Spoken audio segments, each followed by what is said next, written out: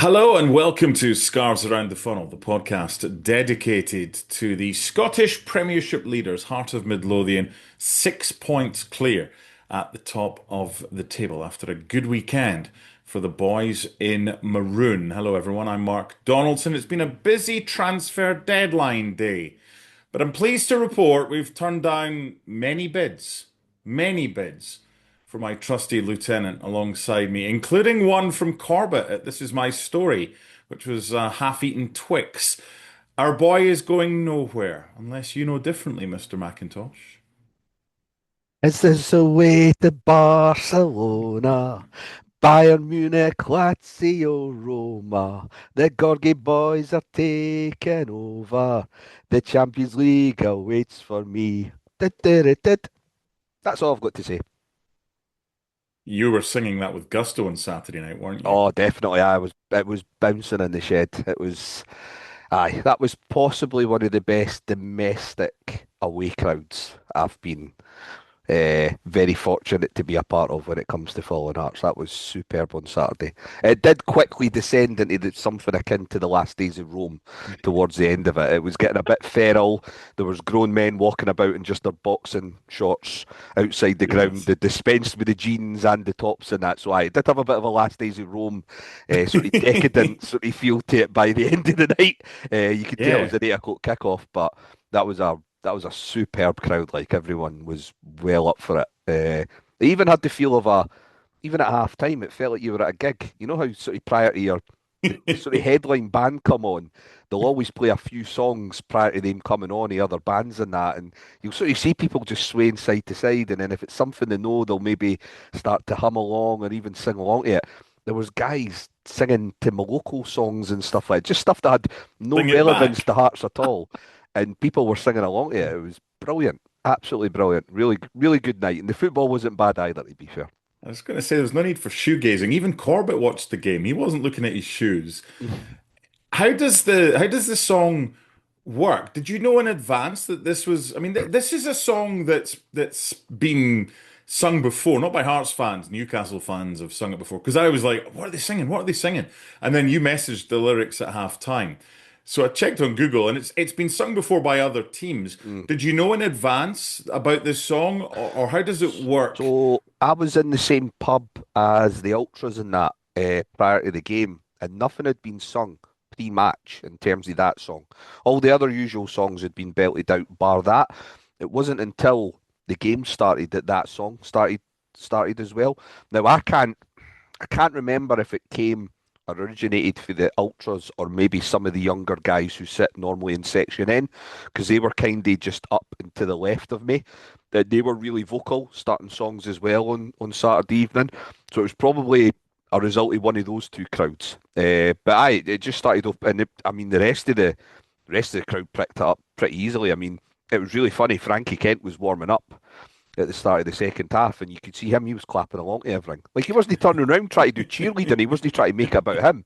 You could just tell he was listening to it, and he was just sort of clapping his hands as the songs were starting. So really good. Like I say, that's definitely one of the best away crowds I've been a part of in a domestic Hearts fixture. Anyway.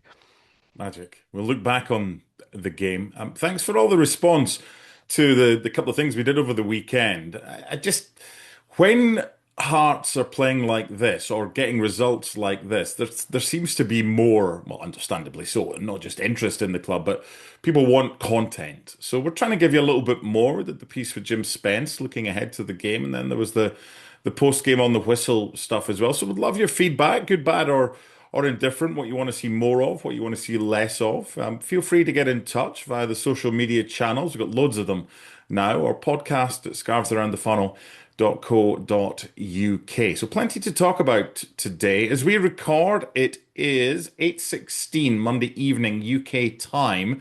So there's still just over 2 and 3/4 hours left of the transfer window in Scotland. So we'll keep you updated if anything happens. Obviously, you'll be listening to this afterwards.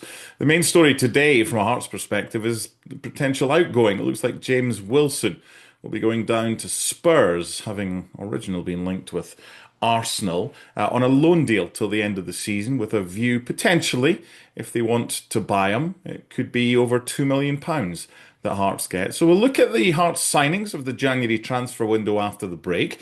We'll look back on the game at Tannadice, Hearts winning by 3 goals to 0. This is a bit of PTSD for some of the players that Hearts signed 20 years ago this January transfer window. 11 players were signed. Some were good, some were utter shite. We'll look back at them and we'll preview the St Mirren game on Tuesday. You're listening to Scarves Around the Funnel, sponsored by Forrest Hepburn and McDonald's Signs, who've been offering creative sign and print solutions since the last time Hearts won the league. So let's start with the January 2026 transfer window. I'll go through the ins and outs, and Scott McIntosh can react and say who's good, what's a good bit of business, and what else he maybe would have liked to have seen, assuming we don't do anything in the last couple of hours. In this January transfer window, we knew about Islam Chesnikov from Tobol on a free transfer.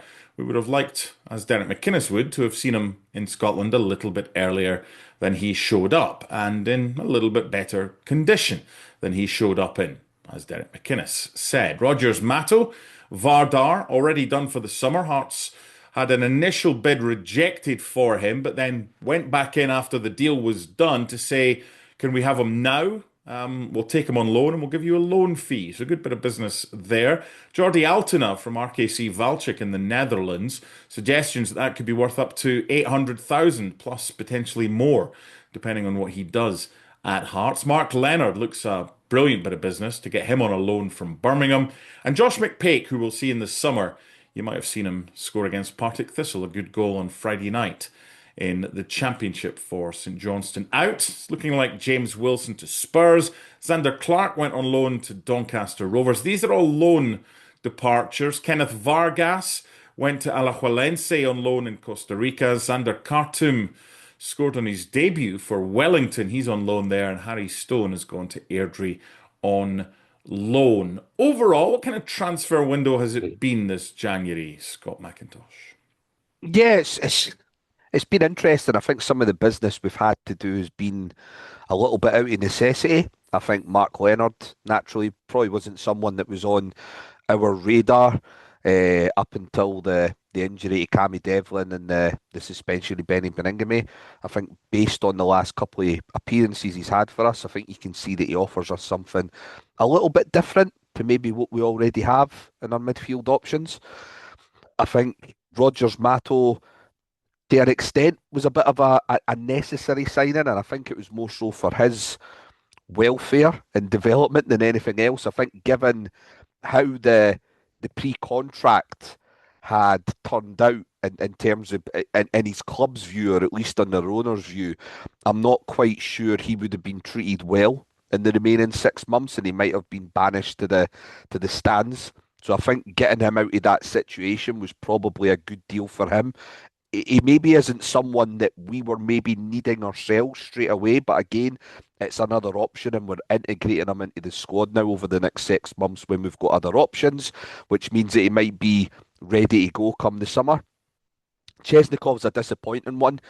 I think the condition that he's came over in, it's not quite going to Thailand for 4 months and eating lobster like David Vanacek, but it's kind of in that sort of sphere. It's someone who had an option to come over in December and train and get himself up to speed, and he didn't take that option.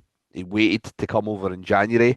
I think the decision to take him out the squad after the Falkirk game is the correct decision, especially given that we've got other options there, and hopefully he's somebody who can maybe come in and provide an option for us maybe in the last stretch of games. But I think how he's handled that has been a little bit disappointing. I think there's other choices that could have been made there from his point of view.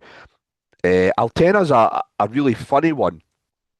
You wouldn't have to go that far back to think about a time and place where Hearts fans would be really bemused at paying the best part of 800 grand for someone and them maybe feeling like a squad player initially. And that's kind of what he is just now. I think, especially under Derek McInnes, I think there's going to be games where McInnes is still going to opt for a Steinvender or a McAtee in it at right back. So I don't think Alterna's going to play every week, and that I think that shows you in terms of the upward trajectory that the clubs went to now that we can pay that sort of money, and the expectation around a player is very different to what it would have been even 12, 24 months ago. Uh, but I've liked what I've saw of him so far. Uh, I think he's probably a right back that needs a right-sided midfielder or winger in front of him. I felt there was times again when it was 11 against 11 on Saturday where because we had sort of McAtee playing wide right but then coming in narrow, I felt like Dundee United again were getting a little bit of joy coming down that left, and it would have been interesting to see how he would have handled that fixture if Dundee United had kept all 11 players on the park. But it's all part of, progressing for him. He's played Hmm. up until the last 12, 24 months primarily as a central midfielder and then had to move down to the amateur league. So this is a bit of a step up again for him, but it'll be interesting to see how he develops over the next few months. So I think the business has been pretty good. We would have liked another forward to come in to give us another option. But at the time you're recording, unless something comes out the blue, really can't see there being any business done. But I'd rather we didn't do business than get pushed into overpaying either for a player in terms of transfer fee or wages. So I'm kind of glad that we haven't went down that route just because we feel like we maybe could have done with another option in there. In terms of the outs, would you have liked to have seen two or three more peripheral figures maybe leaving the club? I think you probably would, but again, it's one of those situations because of where the club is now. Let's take Alan Forrest as an example. If Alan Forrest has got 6 months left of his contract and he's at the age he's at, and he knows that the next move he's going to make is going to be on a downward trajectory, he's got a chance of even just hanging about the squad for the next 6 months and potentially pocketing a winner's medal at the end of it. I don't I don't begrudge players wanting to still feel a part of this and maybe not just looking to move for the sake of moving and waiting until the summer. So that was always going to make it difficult to move players on. So yeah, we've just got to kind of just make do with that and then make the necessary cuts come the end of the summer. We've got end of the season, sorry, we've got a few players that are out of contract, so there'll be a bit of natural sort of wastage in terms of that, and then it'll be a case of sort of you know reevaluating some of the players that are under contract and seeing if any of them can be moved on, and then there'll be maybe some players who have done well this season that'll have suitors as well. So I'm sure the squad size will decrease somewhat. Come sort of July, August time, but it is a bit disappointing. We maybe couldn't have trimmed it a little bit more during this month, but it doesn't look like that's going to be the case either. Okay, within the last couple of minutes, we've had confirmation that James Wilson has completed his move to Tottenham Hotspur on loan until the end of the season with an option which we understand is worth in excess of 2 million if the deal is to be made permanent. He will join their under 21s, their B side, coached by Wayne Burnett.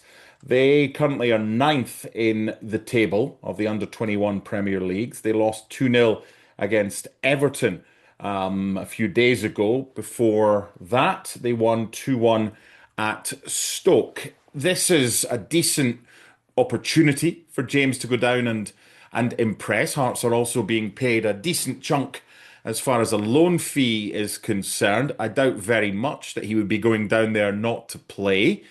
So the question is it a good move for James Wilson, or bearing in mind the standard and the level down there, would he have been better off maybe a St Johnstone on loan? They've now signed a striker where he probably would have played every week and maybe scored goals and got the confidence up. What's a better deal? What's a better move for James Wilson? I don't know. It's a bit of a strange one, I suppose, from a facilities point of view. Him training with Spurs for the next 6 months, I think there'll be things that he'll learn in terms of his development off the pitch that I think he'll come back a more rounded athlete by the end of the season. If you just look at the sheer sort of look at the bodies of players that come through the youth ranks in England compared to Scotland, you can see that there's definitely a an upside to maybe being a part of it there.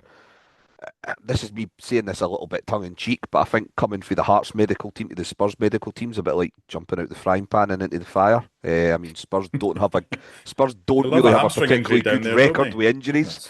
Yes. I think they've got 12 first team players out just now. So yeah, I mean that'll be interesting. But yeah, I mean I can understand why some people would look at it and say, why couldn't they have maybe just we could have used the co-op agreement with St Johnson. They maybe could have went down there and done well. There maybe would have been more eyes on him, at least, if he'd done that, a little bit more exposure. But fair play to him. You know, he's plumping for this. He's going to do it the 6 months. He's going to try and impress. If Spurs decide that they don't want to take up the option, then he's got the option to continue trying to force his way into the Hearts team, which again won't be easy because Hearts will already be looking at targets for this summer and next January. So we know in terms of being proactive now that, you know, young players coming in, it's going to be interesting to see how that pathway looks at Hearts over the next few years. I know that obviously they've talked about introducing these pillars, and Shelley Kerr and that have done recent interviews about it, but with the way that Jamestown works, it is going to be interesting to see the pathway for young players because although we're not going to want our squad to be as bloated as it is just now, I think we will have relatively quite high numbers in our squads moving forward, and it's going to be very unique talents that are going to be able to break that mold and break through, especially if the expectations of the club continue where it is just now in terms of being up the top end of the league and wanting to, you know, contest for league titles and cups and that moving forward. So it's going to be interesting to see if he does end up back here at the end of the summer. But best of luck to him. I think Yeah. in terms of the transfer fee, I've seen a few Hearts fans not happy about that. I think they're doing comparisons. I know Arsenal signed a Stoke under 19 player who I don't think's had any minutes for the first team. And I think that fee was 3.2 million. But we know that there's a Premier League tax. That's just the way it works. We're not going to get that money. I think if this had been 12 months ago or even 6 months ago, I think Spurs would be spending more money. I think Jamestown would have rated Wilson higher due to the minutes that he would have had last season, and obviously the international recognition that he got towards the end of last season as well. But he's barely had any minutes this year, and that's obviously going to impact on the potential fee that we can ask for. So I understand why the fee is where it's at. I think as far as I'm led to believe, there would be a decent add-on sort of clause on Sell the on clause. sell-on clause Yep. as well. So Hmm. there's a potential if he does well and he goes down there and gets another move that we can maybe make some more money for him in the future as well. So yeah, best of luck to him. He really wasn't getting very close to the Hearts team, even although he got a few minutes against Celtic there. That's the first time we'd seen him for a little while. So I think it's a good move for him. I think worst case scenario, he's going to experience something a bit different to what he's been used to. And I think the facilities down there and the training that he'll be going into down there, the tempo of that, the intensity of that, I think should see him coming, even if it's back up the road 6 months later. Hopefully, a better, more rounded individual and athlete for it. Yeah, just a life experience as well. I think it's a good move. Speaking as someone that left Scotland to come over here, the intention was that if it doesn't work out, then I can come back. It's great life experience. I was what, mid-30s when I came over here. He's gone down there at the age of 18 into the big smoke. Funnily enough, former colleague of mine, sadly no longer with us, Paul Mariner, was asked about potentially signing for Arsenal around about a similar age, and elected to join Ipswich Town instead because he didn't fancy the bright lights of London as a teenager. So good luck to James Wilson. It's a very different time now than it was when Paul Mariner was a teenager. But I love the move for James. I'd love to see him back at Tynecastle next season as a regular in the Hearts 11. I'm not sure that happens with Derek McInnes in charge. If he ends up at Spurs, we get a decent sell on. Could we have got more for him?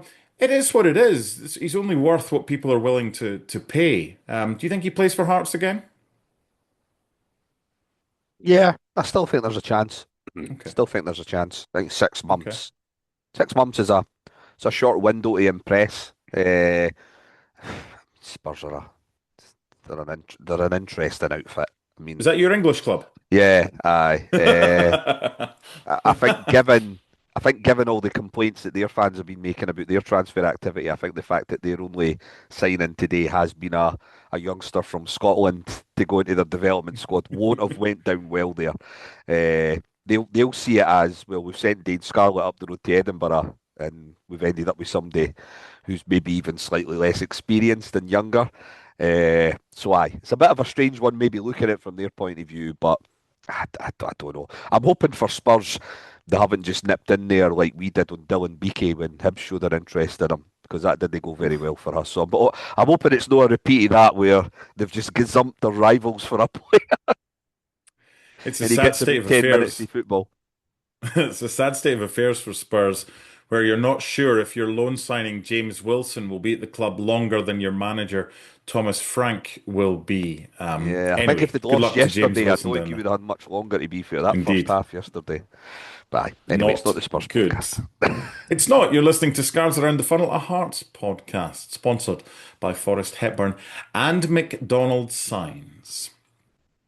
Okay, a little bit later than normal, but we wanted, seeing as it was transfer deadline day, to kind of review the latest comings and goings from Tynecastle, bring you up to date with the James Wilson news that Hearts have now confirmed on their official Twitter site. And now we look at Dundee United nil, Hearts 3. Let's start with the team news. Three changes, Scott, made by Derek McInnes, Swallow, Altena, and McEntee for Gordon, Steinvender, and McCart. New signing Rogers Matto on the bench. What did you think of that? Yeah, I think the only sort of decision that surprised me, although I wasn't against it, but it was just a surprise because yeah, we've been setting up recently. I was surprised that Altona started. I kind of felt that he maybe would have played Steinvender to begin with, especially with Milne coming back in at left back. I think it would have gave us that option of letting Milne have a bit of freedom getting up and down the flank, and then Steinvender just sort of, covering over and playing as part of a free. So yeah, I was a little bit surprised to see Altona starting, and I think you can see first 10 minutes, Dundee United are trying to sort of target that area. I think they were looking for quick switches of play, which they actually did pretty well in the opening 10 minutes. The problem for Dundee United is once they had that switchy play, they didn't really do anything in the final third. Their final ball was really poor. But you consider they've got the likes of Strain and Will Ferry in their team, you kind of expect there to be better quality coming for those parts of the pitch. But yeah, we kind of handled that pretty well, and obviously the game changes as soon as we score. But that was probably the only surprise. I sort of felt that if we could get 60 minutes out of McAtee, that he would start. And then it was just a case of trying to figure out whether it was him or Magnuson that were maybe going to play that more advanced wide right role with a view to tucking in. You could see as the game sort of progressed that sort of both had shots at it. Sort of both got involved in those areas. It probably started more with McAtee, though, to be fair. And then Swallow came back in for Gordon, which again probably made sense a bit more down to the distribution aspect that we talked about last week. So yeah, apart from that, quite happy with the team. And again, options on the bench, try to get more minutes for the likes of Aju and Kurjota and that moving forward as well. Bearing in mind, we did the On the Whistle piece from Tannadice on Saturday night. I don't want to kind of revisit old ground. I described it for me. It was probably our most complete performance of the season, regardless of the fact that they had a man sent off and then 15 minutes from the end had another man sent off. I thought we showed a maturity and we controlled the game. What was your biggest positive from Saturday night as a Hearts fan? Oh, that's a good question. I liked how we played the second half. It was, look, maybe fast forwarding a bit here in terms of covering the game, but it was something when I listened back in on the analysis of the game on BBC Sports. Like Ryan Stevenson was uh, one of the pundits that had been at the game. I think with John Rankin, Ryan Stevenson made a habit of talking about how Hearts had been poor in terms of their game management in the second half, and I wasn't Oh, I quite sure what disagree. he was referring to. Yeah. Now, one good chance for Zach Sapsford aside, we really Hmm. handled everything that Dundee United done. They tried to switch their formation when they brought Cameron in the second half, and they got a little bit more possession, but I felt like we were allowing them to have it with a view to hitting them on the break. You could say that which we've said a few times this season about Hearts, which is funny because we are one of the top scorers and we've got a good goal difference in that as well. But our decision making still at times in the final third can still sometimes be a little bit erratic, and the decision making can sometimes be a little bit rushed from some of the players. But I thought our game management in the second half was really good, and I felt that that's where Mark Leonard was a really sort of big factor for us in terms of just having somebody who's quite happy to just sort of drop a little bit deeper, take the ball through the centre halves and just sort of dictate play. Again, Dundee United, it was difficult for them having to play with 10 men, but we've seen ourselves when we've been down to 10 men, it isn't always easy to go up against that sort of formation when you're not expected to do it. And let's be honest about Hearts this season. We haven't really been a team that have been looking to control games of football very often. We have turned it into sort of basketball contests quite a lot, just due to the nature of how we like to play under McInnes. So it was interesting to see how we would react to having so much of the ball, and I actually felt like we handled it really well. Yeah. So that was probably the most pleasing aspect. It can be easy to say, "Oh, well, you're 1-0 up," and then they go down to 10 men, but it doesn't always work out that way, especially if you weren't expecting to see that much of the ball. 11 against 11, it would have been more of an even contest with Dundee United having more of the game, but that was the most pleasing aspect for me, was how we played the game out. We didn't just flood the pitch with more bodies in the pursuit of more goals. We still tried to play a little bit how we normally would in terms of inviting Dundee United onto us somewhat, and then try to trigger the press and then try and sort of hit them in that final third with the likes of Kazanidis and Braga and Kabori. And I thought we'd done that pretty well, to be fair. I mean, if you take the Dundee United goalkeeper into the equation, he makes 2 or 3 really good saves on Saturday, so we could have got an extra couple of goals. I'm thinking back to a trip to Tayside when we beat Dundee 6-0. We scored more goals with less opportunities that day, more clinical, I suppose, than we did in this game against Dundee United. I'm glad you mentioned the goalkeeper because he just had one of those nights. He saved most of the things. And the gloss was nearly put on it at the end. Funnily enough, something I didn't speak about in the immediate post-game reaction, right at the end, Aju has the header and it's saved. I thought there was a tug. I think it might have been on McCart for the Steinbender. follow-up. Steinvent, I'm I sorry. think if that game's 0-0 at that stage, I think that goes for review. It I looked a think penalty.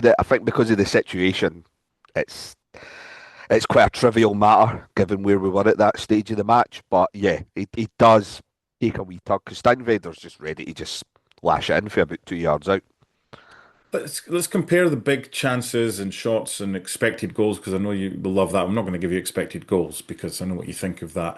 But when we won 6-0 at Dundee, when Vargas and Kabangu and Drama and all that scored, 5 big chances and we scored 6 goals. That's impressive. 16 shots at Dens that day. Their keeper made 6 saves.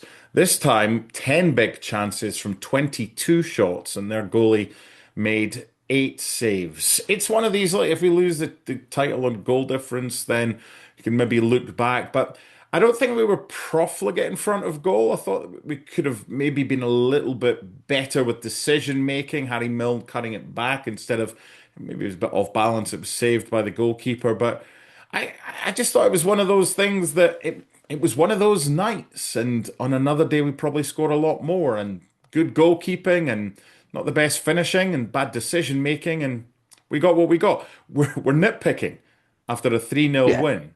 Should it have been more? Because it could have been more. Uh, yeah. I mean, you could say that, but I don't think it matters. I don't think it matters too much. I know some people will say, "Oh well, an extra couple of goals could be the difference come the end of the season." No, nah. I'm not really get. I'm not really. I think there's a certain amount of PTSD that leads to that chat, given what happened to us not only in '86 but also in '65.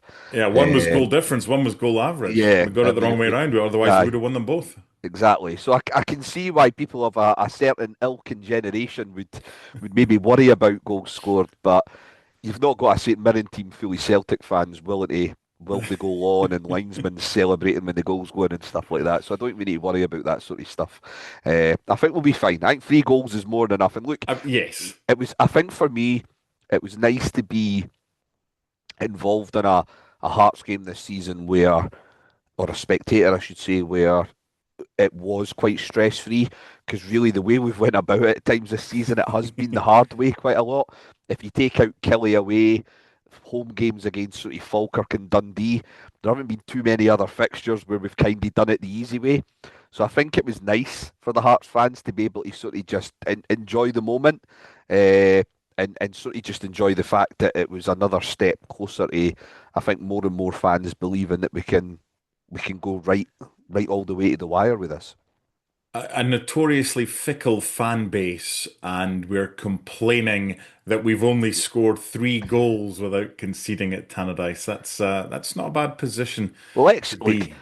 this might go on a tangent, but the XG stuff it's such a fucking waste. Like there was a Celtic fan who put up this XG table last week, and Celtic are top of it. And as a few people, including myself, pointed out, the majority of Celtic's good XG comes through their spell under Wilfred Noncy, where they barely won a game of football. So I mean, let's add context to it. As I keep saying, the people who believe in XG are people who press for the traffic lights at 3 o'clock in the morning when there's no fucking traffic. Like they should be banished from football. It's such Was a last week your fallacy. was last week your favorite week on social media? Because you went fishing, and my goodness, your boat was full. Aye, there's been some good weeks recently. It is a bit of a cesspit, like it is a bit. I Oh, mean, tell me about it. Twitter. The whole point in Twitter was supposed to be pretty sort of fun and snappy dialogue with people, but it's just all politics and virtue signaling, and a lot of people don't really use it the right way. Uh, and I'll include myself in that. There'll be times where I've done that as well and not used it the right way. Uh, yeah, there should probably be licenses given it to use Twitter. Let's move There really should swiftly be. on. Yes. 63% of the way through this season. Heart of Midlothian played 24 like everybody else. Hearts have won 16, they've drawn 6, and they've lost 2. They've scored 47 goals, which is 4 more than anybody else, and they've conceded 19, which is just 2 more than Rangers and Motherwell, who've got the best defensive records. The biggest thing is we have 54 points.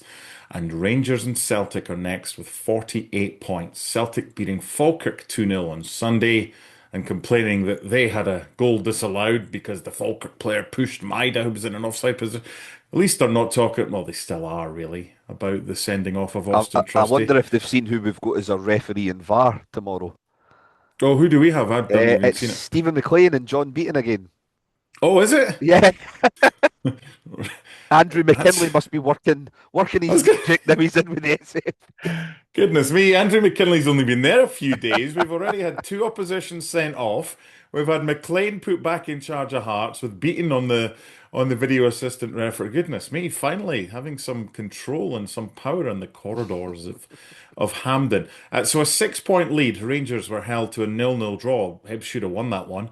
Yeah. They haven't beaten Rangers in the top flight at home for 20 years, but they had their chances. But look, if you, I was thinking to myself before the Dundee United game, would I sign up for 4 points from the 2 away games against Dundee United and St Mirren? The old me would have done, but the new heart supporting me doesn't. I want 6.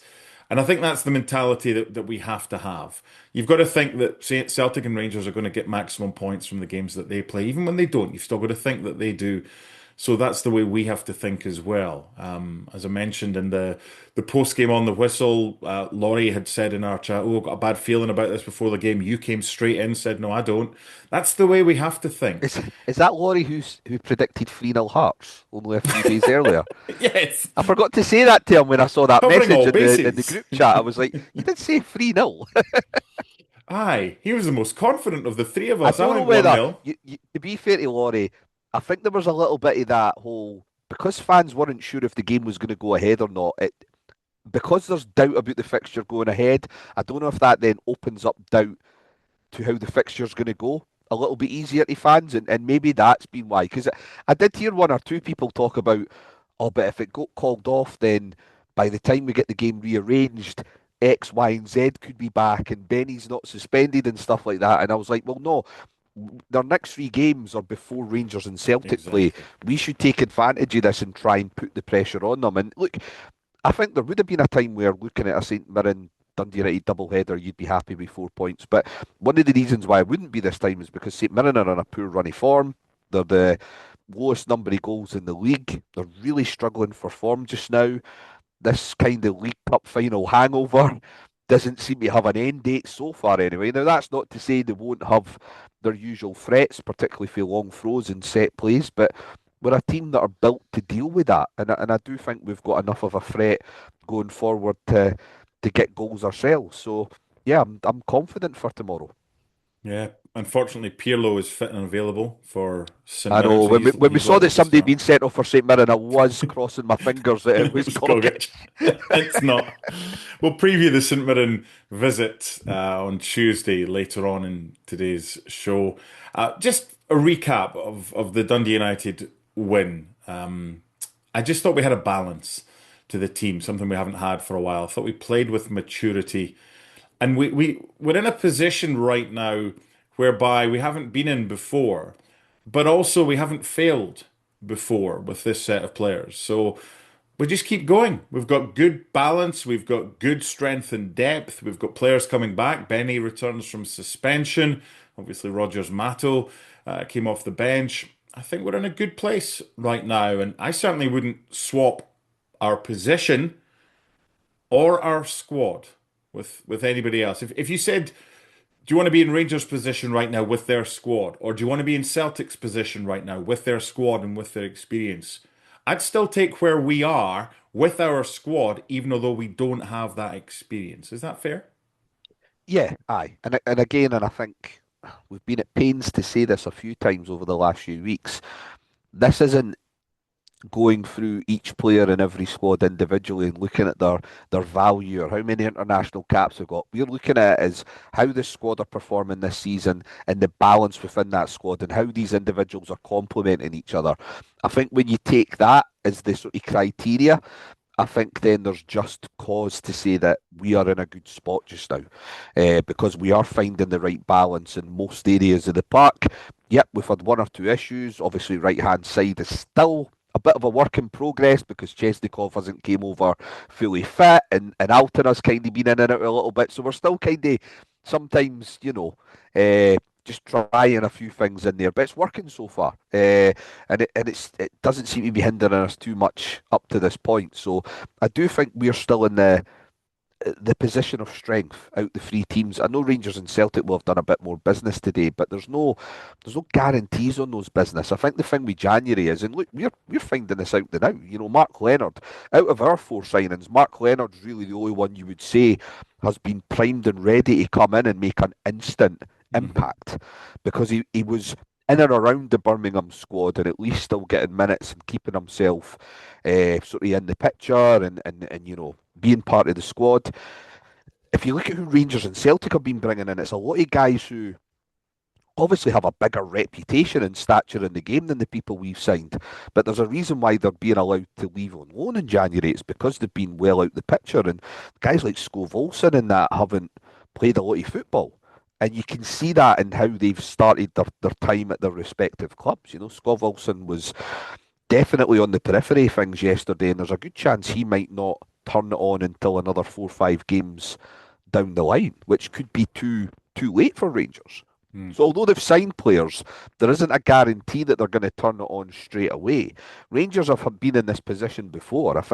Try to think back to when Rangers were in the Championship with us a few years ago, and they made that triple swoop with Newcastle towards the end of the January transfer window. One of the players was he Serbian? Was it Vukovic or something like that? He was the one who kind of made an impression, but again, it was an impression further down the line because he just wasn't fit to play at the beginning because he hadn't played any minutes for Newcastle. So I think we are in we are in a good position. I still think we've got the advantage over the other two.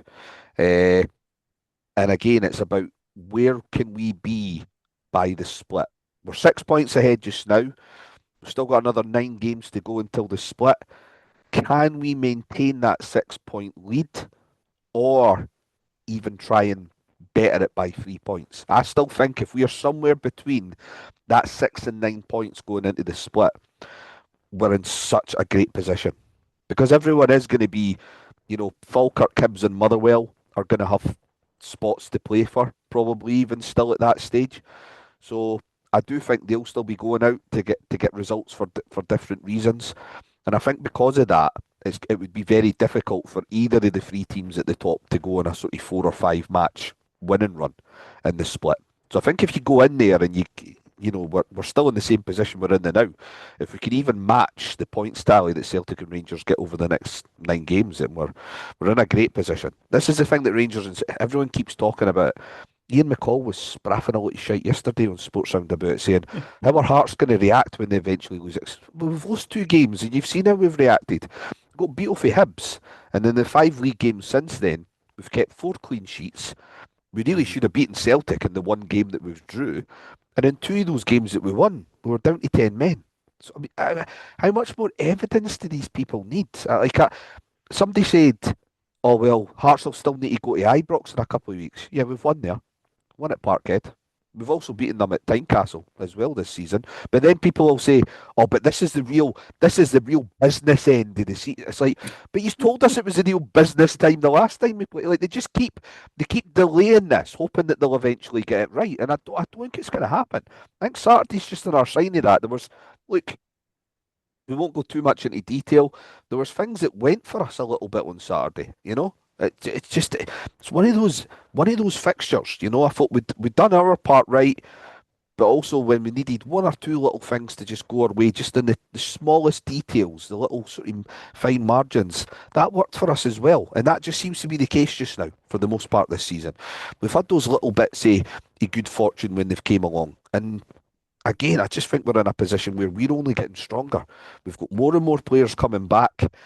Again, Celtic and Rangers, I think they thought, as some of us probably did, that when Devlin and Shankland got injured, that was going to be a huge spanner to us, and it hasn't worked out that way so far. Mhm. It really hasn't. I still think we could have done with another forward. It would have been nice to have had just another alternative in there.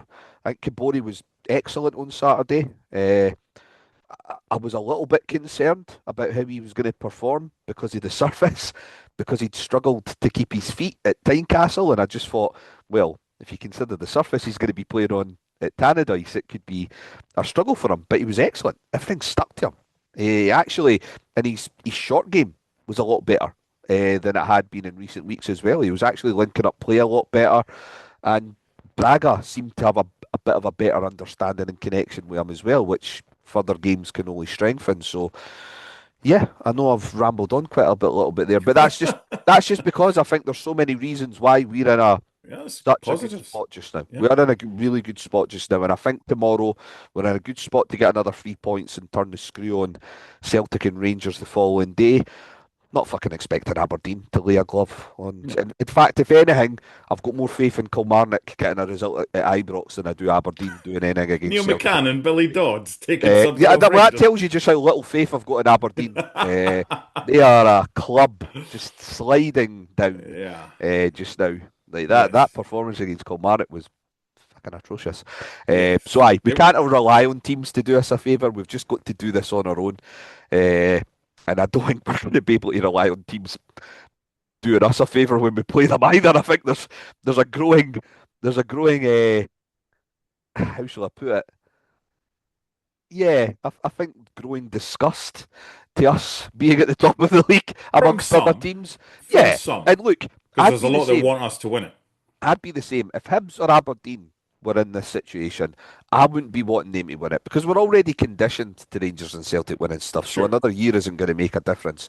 I think if it was a Falkirk or a Motherwell or something like that, you would be backing those teams. You'd be But I think jealous, but you would be, yes. yeah, I think the teams that you've got a direct sort of rivalry with, Sure. sort of Hibs and to a lesser extent Aberdeen, I don't begrudge those fans not wanting us to win it, which is why I'm kind of hoping if Falkirk can keep their form and Aberdeen keep failing to perform now, it'll be them will play in the split rather than having to go up to Pittodrie again, because I didn't fancy trips to Pittodrie and Easter Road Hmm. after the split.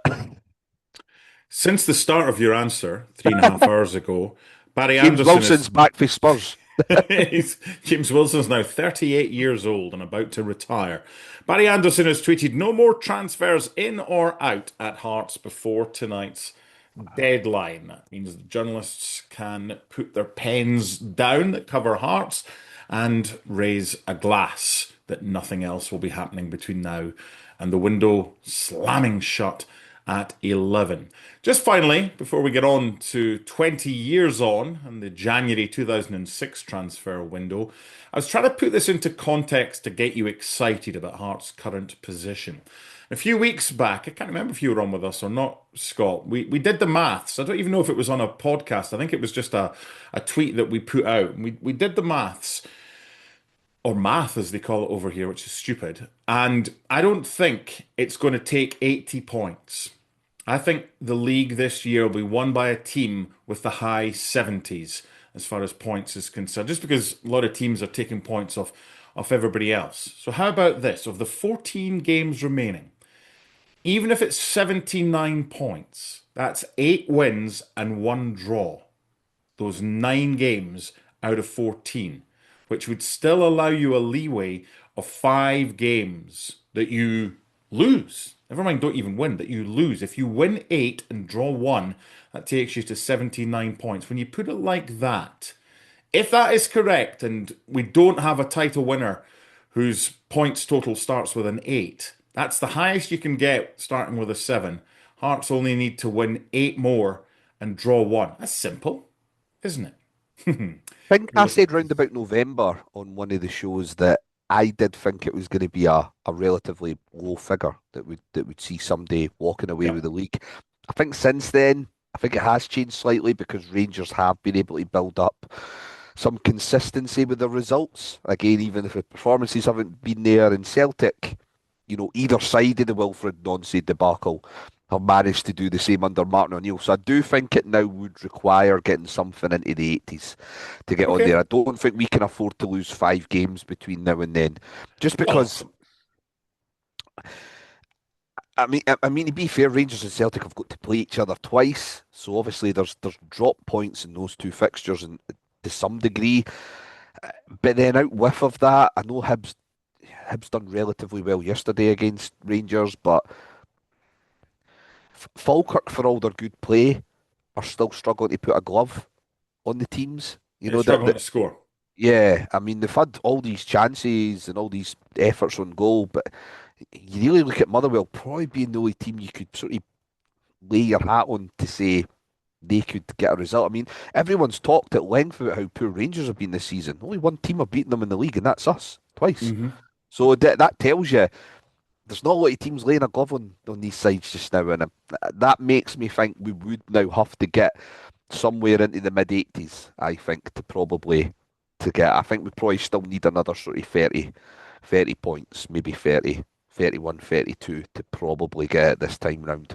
Whereas back in November, there was more of a feeling that Celtic and Rangers could drop more points. I'm not quite as certain about that now. Just looking at the way the league's setting up, St Mirren are so poor just now. Livingston are really struggling. Dundee can defend well, but they're not really well equipped to sort of land a blow on a team. Aberdeen are just fucking just so poor. Uh, so yeah, you really are only relying on 1 or 2 teams to be able to do something, and that's Motherwell and to a lesser extent Hibs and Falkirk. So yeah, I think just now we've just got to do what we can do. Again, this is in our hands, so we can control what happens. And I think if we just keep approaching things the way we have been, I think we'll be fine. We're not, the 2 games we've lost this season, we've only lost by 1 goal. And even in those 2 fixtures, we could easily have walked away with something in both of them. So I think because of that, I still don't. I've said this all season. I don't see us losing 2 or 3 on the spin. I just don't. We'll still hit another maybe 1 or 2 bumps on the way. I think over the next run. I think that's inevitable because we're not perfect. But yeah, there's more than enough in that team and in that squad to suggest that we'll not drop many points. I don't think. Okay, thank you for pissing on my chips. Let's make it 10 wins and 4 defeats. 84 points. That'll win us the title. And you're not getting back in here because of what you just said when I was trying to make everybody happy, and this is what we need to do. Yeah, You're listening. I'd love it if Stop. we could do it with a low points total, but just I know what you're saying, and look, it's who you drop the points to, and you'd rather not drop the points to Rangers and Celtic. So anyway, right, let's move on. You sound like Laurie Dunsire here. You're listening to Scarves Around the Funnel, sponsored by Forrest Hepburn and McDonald Signs, who've been offering creative sign and print solutions since the 1950s. This is going to have to be shorter than I'd hoped. Looking back at the 11 new signings 20 years ago in the January transfer window, let's call this joyous or jobby. These players. Going to do it in alphabetical order. I'm going to start with, I hope, someone who you think is joyous. Here's Bruno Aguiar, 72 competitive appearances, 11 goals, probably the most successful of the signings that were made in January 2006. The only one of the 11 signings who started in the cup final win against Gretna, replaced by Julien Brelli after 72 minutes. The reason I mention that is because in April 2007, Bruno Aguiar was hurt by Brellier in a tackle in training, and he didn't play again for nearly 18 months. Didn't play at all the following season until a game at Easter Road when he scored a free kick from 20 yards out to earn a point in the Edinburgh Derby. His quote, Bruno Aguiar, about the challenge by Brellier, he said sorry in the dressing room, but by that time the problem was already there. I'm not sure why he did it. I don't want to think that it was a reprisal. What's your memories of Bruno?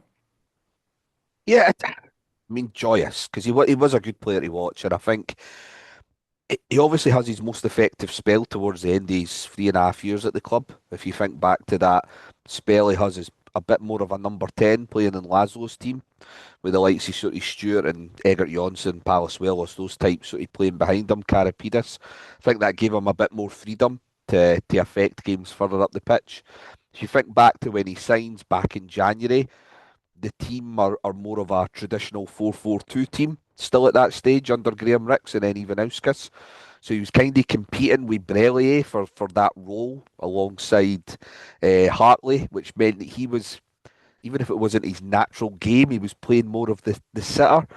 And although he was still good in those initial sort of 12 to 18 months, I do think most of his productivity comes in that final season, and it's a real shame that we didn't get to see more of him because of the training ground injury that he suffered at the hands of Brellier towards the end of that 06-07 season. Next up alphabetically, Nereus Barasa. 16 appearances, no goals. A bit of a hard man that looked like a nightclub bouncer in Vilnius. He gave away the penalty in a 3-2 win over Hibs at Tynecastle, was never sent off while playing for Hearts, but was sent off at Ibrox playing against Rangers for Zalgiris Vilnius in 2000 in European football. He missed the start of the 06-07 season because he picked up a hamstring injury on the pre-season tour of Austria. Then he got fit again and suffered ankle ligament damage against Celtic at Tynecastle in January 2007. Ruled out for the rest of the season, never played for Hearts again, and Bar Roma never got their tab paid. And that was a substantial tab, which by all accounts might have been up there with what Pasquale Bruno spent in said restaurant. He might have been signed by Vlad, but in a subsequent interview just a few years ago, the fullback, who's now a businessman in Russia, described Vladimir Romanov as a total weirdo. Quote, he began to lose it when he started listening to this fucking clairvoyant all the time. She was getting paid £3,000 a week and had the latest BMW, so she didn't really care. Nereus Barasa, Scott McIntosh. Yeah, he's probably right about that, to be fair. I mean, who knows if he had ankle ligament issues or problems with his hamstrings and that. It was probably just Pajama Man and Rena with the magic sticks, eh? So yeah, I think that's a valid gripe. Look, he never got a run of games, did he? He didn't look particularly great, but we had Robbie in the squad at that time, so I mean we had a good right back anyway, so he wasn't really going to get a run of games even if he was half decent. I remember his first game. I'm sure he came on as a sub when we beat Dunfermline 4-1 during that January. But all the chat then was, I think the paper chat that morning was that Neil McCann was coming back up the road, so everyone was kind of talking more about that than focusing on somebody coming over for Lithuania and kind of being on the periphery of the squad and that. But yeah, just not no ill will against the guy, but just never really made much of an impression. Jobby. Mirsad Besleja. 13 games, no goals in competitive games. Did score against Lask Linz and Spartak Trnava in July 2006 in Austria. Club record signing at the time. Could have wiped her arse with £850,000 and made a done better job of spending the money. The Bosnian bullet regularly misfired and will not be thought of fondly, will he? No, I mean, there is a rumour that's kind of grew arms and legs over the years that he was going to retire just prior to Hearts buying him. Uh, I've always wondered if Romanov didn't want to pay the full whack for him because we signed him and then realised that there was a medical issue, and then he tried to renege on the deal. Yeah, just an absolute. Again, he was one of the ones that came with a good CV. I think he'd played for Bosnia maybe around 38, 39 times by that time. He played a lot of Which sport, football over though? in. Eh? Which sport? That's true. Played a lot of football over in Belgium and that. So I mean, he was someone. When we spent the money on him, we understood that from a CV point of view. The signing made sense. Right side of midfield was a position we wanted more competition because Miko and Chesney for their plus points, they were rather inconsistent at the best of times. So the signing made sense, but just again, he played a handful of times, and I was going to say fondly remembered. He's only remembered for that 850 grand cross that he put in Mm, against Dundee United on one of the few yes. occasions that he actually started. So again, another one that's maybe a bit unfortunate, but the more I think about it, it wouldn't surprise me if we did sign somebody that was going to medically retire prior to getting a deal with us. It's got the whiffy Eddie White all over again. Oof, Eddie White, my goodness. Eddie Those were White, the days, my friend. Thank two and a goodness half year deal. they did Fucking end hell. for Eddie White. Jose Gonçalves, 70 appearances, 2 goals, the Shepherd. I remember a game, I don't know how far out he was, but it seemed It's like the it was a one for the mile out. halfway line. Ivan Sproul, and he shepherded the ball out Yeah. for. He just no one you couldn't get around him. I remember speaking to one of the medical staff at the time, and they'd never seen a specimen like this before in such good condition with such low body fat and just in the perfect condition. I mean, phenomenal. He failed to impress on a trial with Everton when he was at FC Thun. Then FBK Kaunas came in and signed him. Never played. All these guys that signed for Hearts on loan from FBK Kaunas couldn't Tax point to break. Lithuania on a map. Exactly. So he ended up signing for Hearts on loan from FBK Kaunas. Scored against St Johnstone and St Mirren. It was actually interesting to look back because you forget certain things. I'd forgotten he'd signed a new deal with Hearts in July 2008 and then immediately got loaned to FC Nuremberg, helped them win promotion to the top flight, but didn't play that often because he was hurt and then returned to Hearts the following summer. Will he become a better player in our memory as the years go on or not? I think possibly, and also because he went away on loan, I think there was always that feeling that he was better because he was absent. So you're always sort of he got better with each passing week. I actually think he's one of those missed opportunities. I think for the club, I think if the club had been in a better shape in terms of having a bit more continuity with its manager and backroom staff, I think he's somebody that maybe could have went on to having a better time at the club than he ended up having. He even sort of started to get a run of games uh, during the 09-10 season, so this would have been still under Shabalazzo, and then when Jeffries came in as well, I think Jeffries quite liked him. But then there was an issue again around contracts and that, and I think Romanov told Jeffries to drop him before a game at Dundee United, where we were already struggling for players. I think Paul Mulrooney, who only played maybe another once for us, had to start the game that day in midfield because we were really struggling through injury and suspension and all that. And then I think Romanov gave Jeffries the instruction that Goncalves had to be kept out of the squad as well. So, yeah, just another a bit along the lines of Bislesia, just a little bit of a sad sort of overall contribution, but I think he's somebody who maybe could have been better if there'd been just that little bit more continuity with selection. He's a defender, and if you think about all the different centre half pairings and sort of left back, left midfield sort of options we had, and it's very difficult for these players to really sort of get a heady steam. and sort of build up any real sort of level of performance or pattern of play because they were in and out the team so often. Like, when he Mhm. first signed, there was obviously a big demand for Romanov to see these players. So him and Bislija and that kind of got shoehorned into the team. That's when Fisas and Scatchel and that were told that they had the flu for that cup game against Aberdeen. But then he sort of fell out the picture, and it just never worked for him, did it? But he done all right. He made a decent career over in the MLS. I saw various clips of him shepherding the ball for the Yeah. halfway line out there as well. I think was it New I think New Yeah, England he played. Revolution was one of Yeah, the he played with teams the that he Revs played just for, up the wasn't road. it? Aye. Yep, he did. So he done all right for himself, and by all accounts, I know a few people that met him a few times, and he was a really Lovely nice guy. guy. So aye, all the best to him as well. Just didn't really work out, but I don't think that's not much fault of him anyway.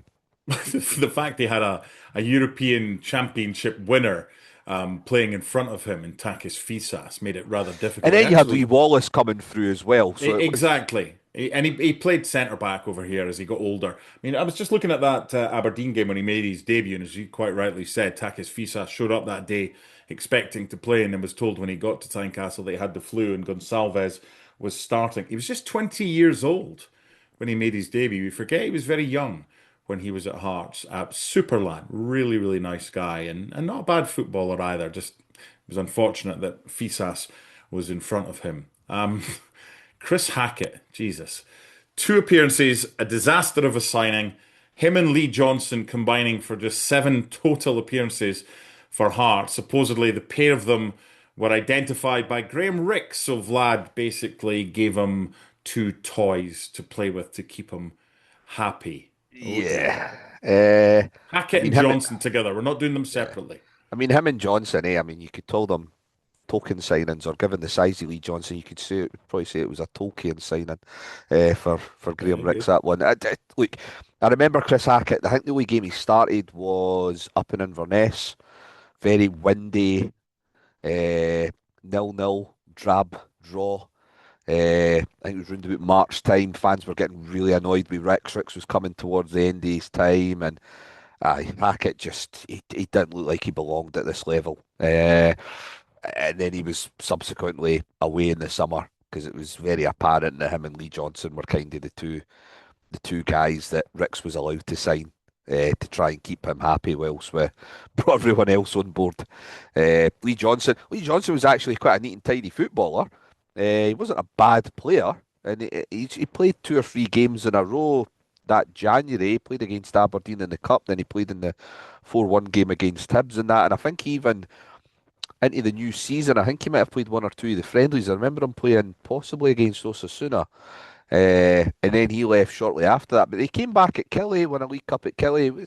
He wasn't a bad player, Lee Johnson. He just wasn't good enough to be in that Hearts squad. But Hmm. there's plenty of other Hearts teams he would have found a place in, I think, at Probably. various other times. Just not that Hearts team. Ahead of Or a successful team either. I mean, he was aye, he was that type of player. London Hearts is a wonderful website, but it wasn't until you Google Chris Hackett or whatever that you find out not only does it have all the stats, but it's got a lot of newspaper articles from the time. And here's one from Barry Anderson.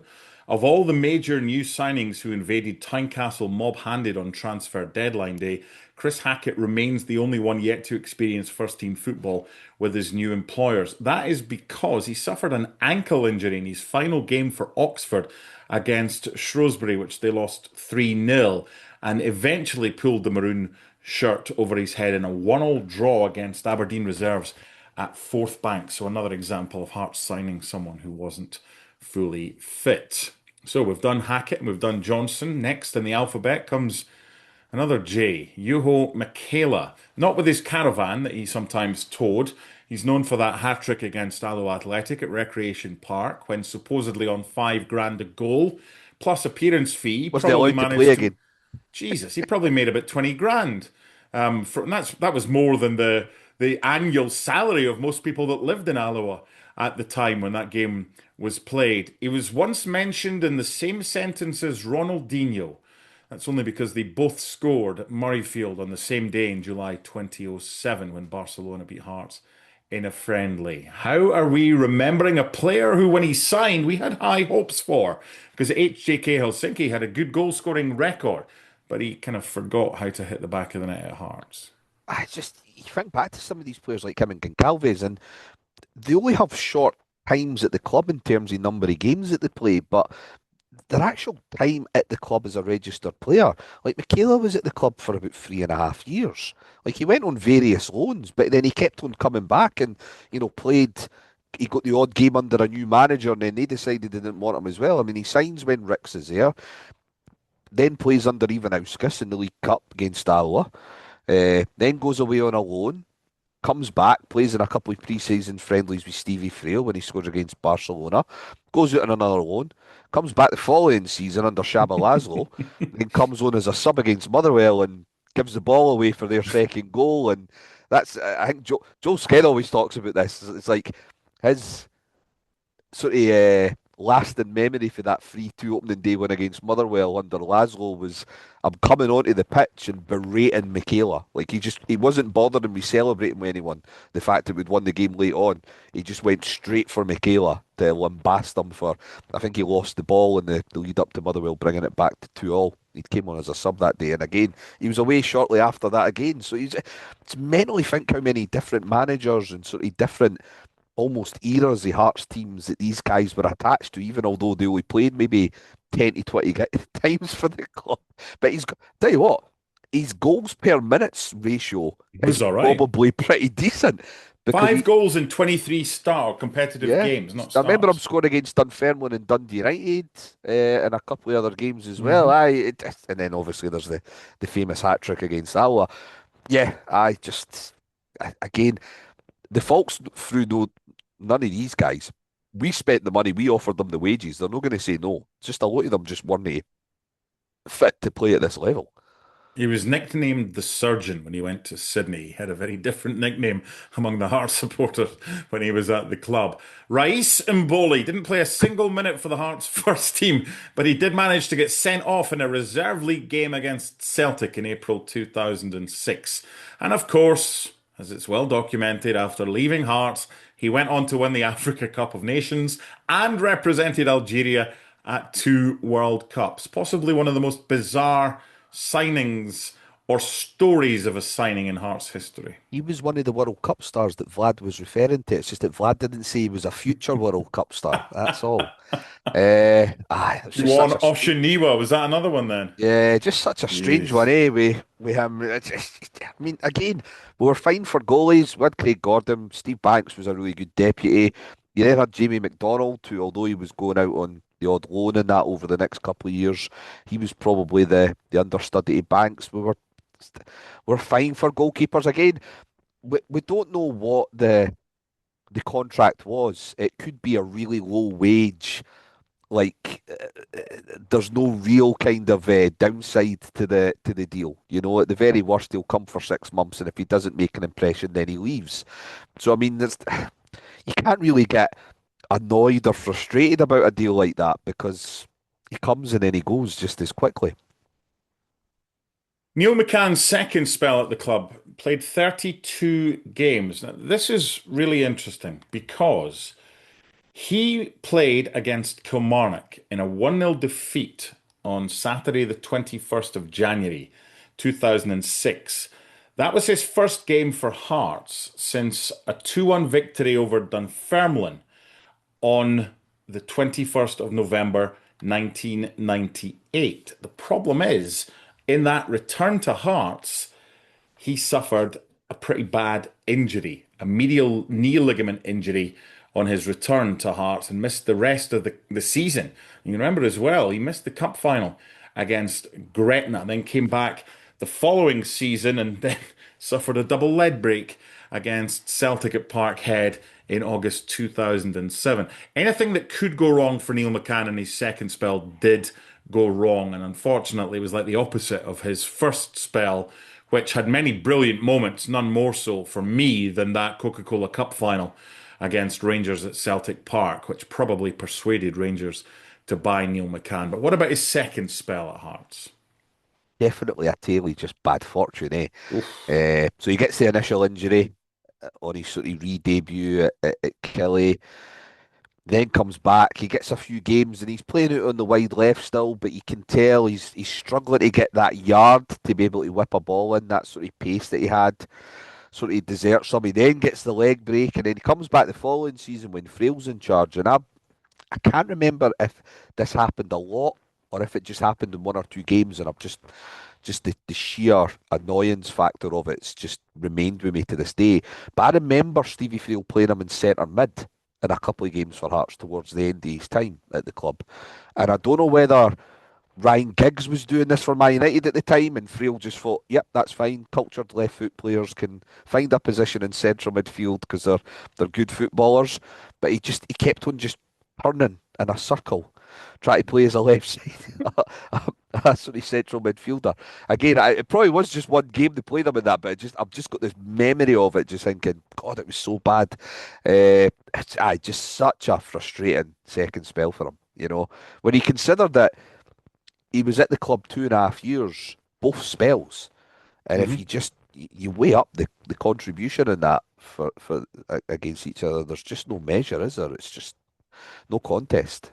Again, no fault of his, just really unfortunate with those injuries. And thankfully we've got the memories of the first spell that we can think about. Yeah, yeah.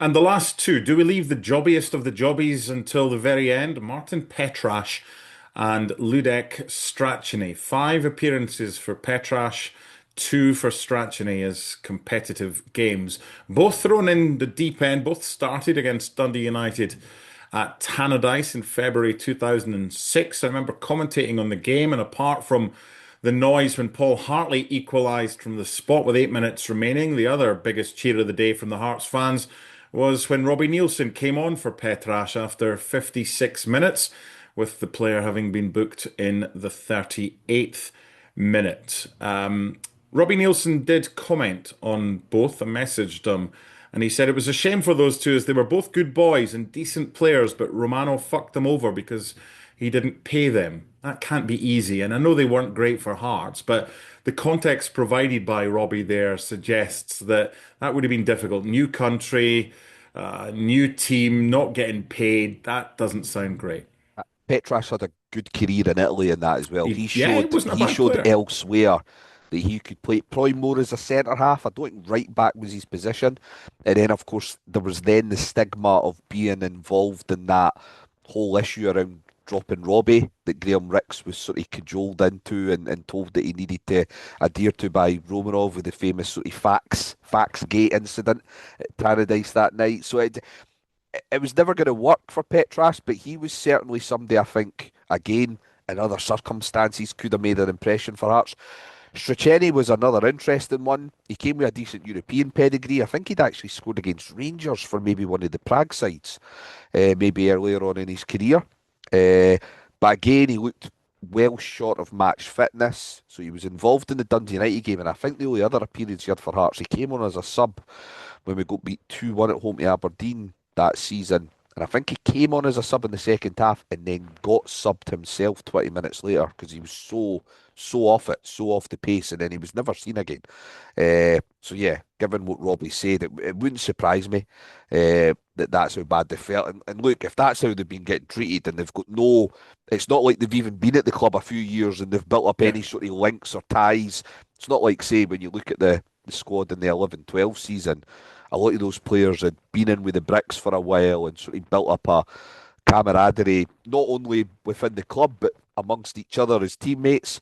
If you're coming into a new environment and you're not getting paid and you're just getting brought in now and again, you're not going to be in the best mindset, are you? So, yeah, that's why it's hard to judge these players against normal standard signings because of the context, because of everything else that's happening in the background. It's the same even you look at other signings that we made in other years. You look at Christian Nade and you look at other players and you just think, the backdrop of what they were exposed to was always going to be difficult, especially for people that we were bringing from further afield who were maybe moving over here on their own.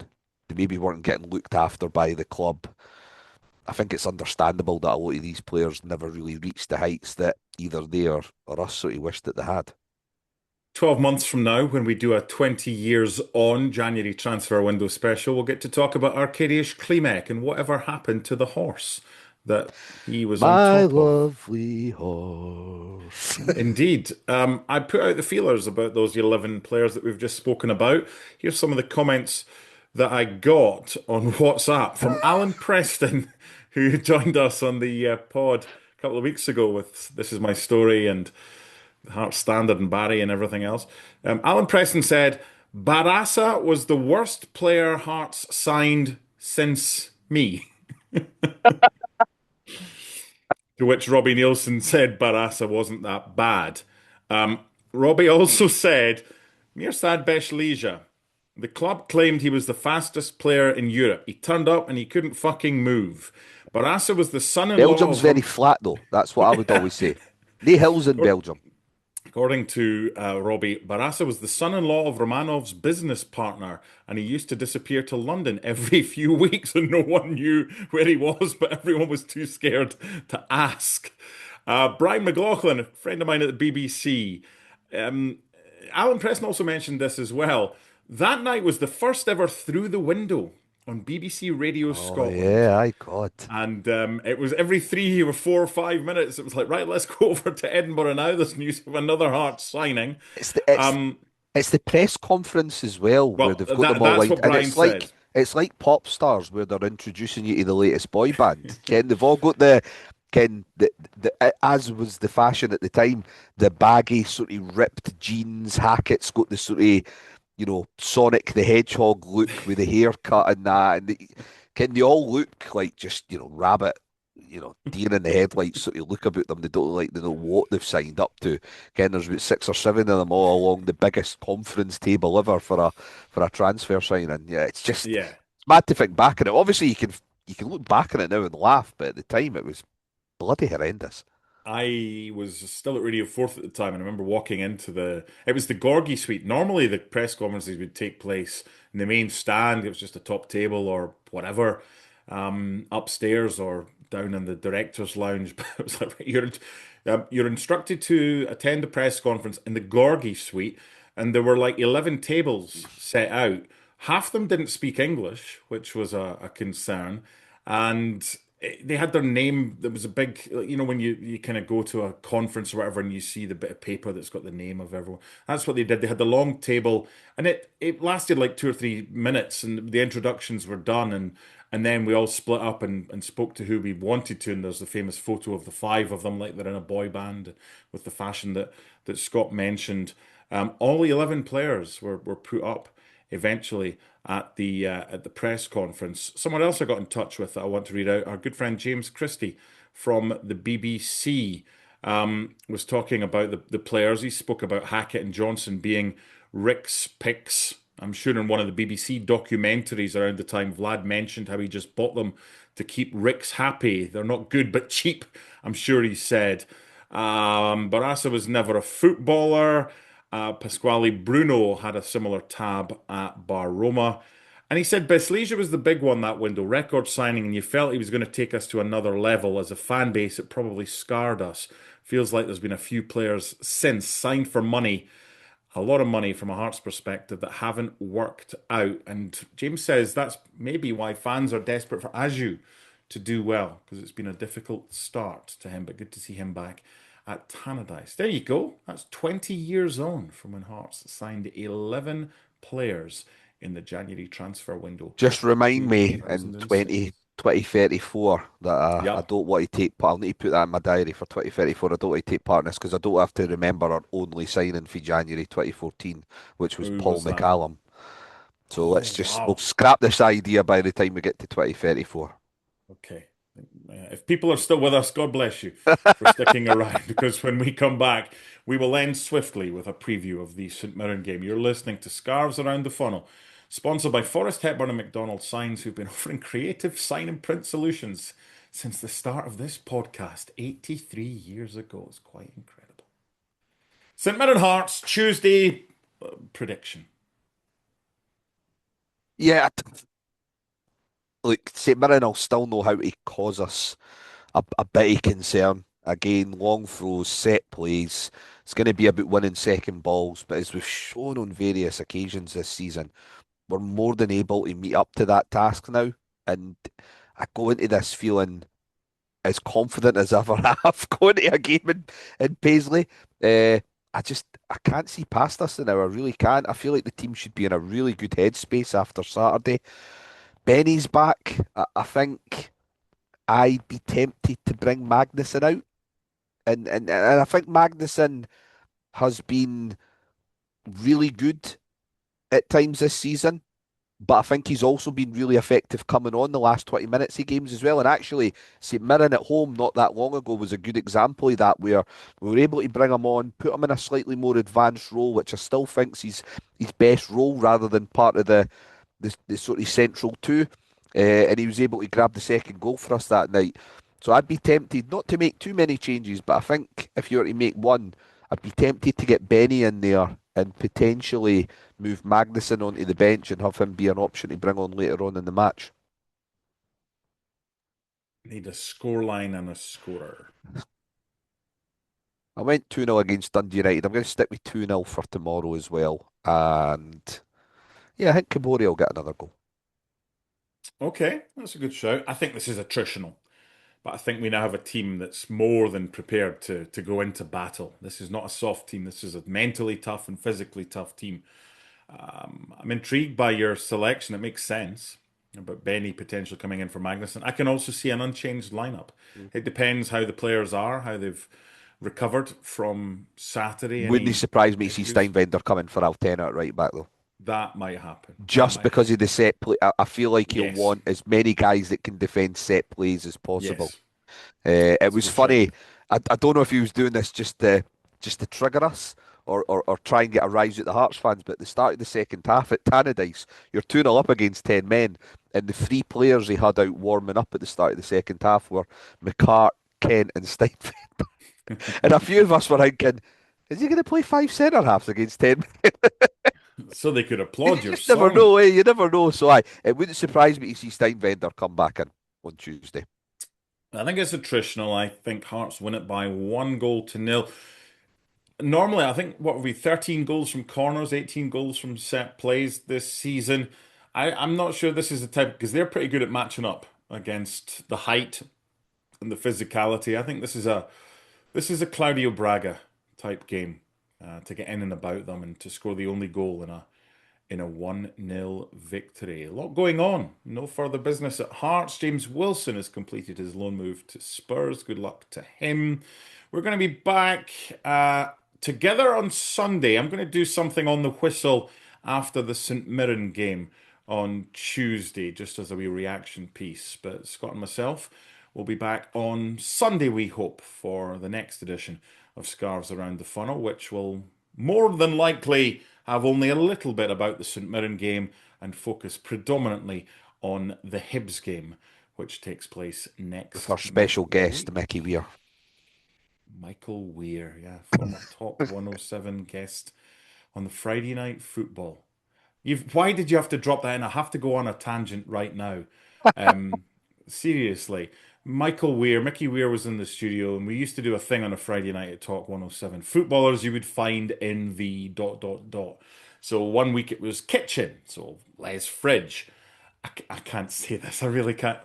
I can't say that. Anyway, I will say it.